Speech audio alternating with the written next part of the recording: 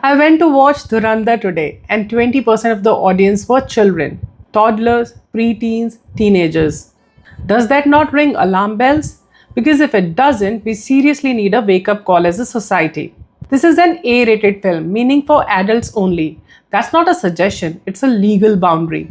Brutal gore, raw violence, abusive language, disturbing sexual content. Adults like you and me can watch it and say this is fiction. But for a child, it doesn't work like that. For them, it feels real. Because it's glamorized, they don't just watch it, they idolize those violent heroes. Theaters are letting them in.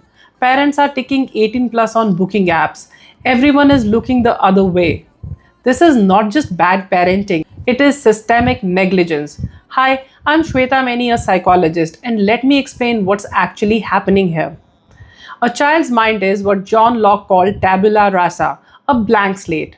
What they are exposed to early doesn't just entertain them, it writes itself into them. According to Jean Piaget, children below 7 cannot distinguish fantasy from reality. And between 7 and 11, they begin to imitate everything that they see. So violence isn't just content for them, it becomes a behavioral template.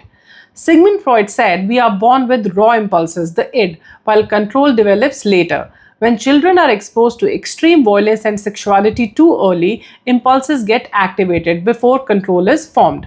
That's how desensitization begins. And then comes the argument they'll watch it online anyway. So the solution is to remove every boundary. If anything, that's where you need more supervision, not less.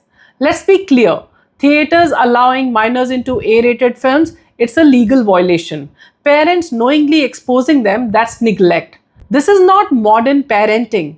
This is neglect disguised as coolness. You are not making your child mature. You are exposing an unprepared mind to things that it cannot process. Childhood is not something you fast forward because what enters your brain early doesn't leave, it shapes you. Tell me honestly, would you still take a child to an A-rated film?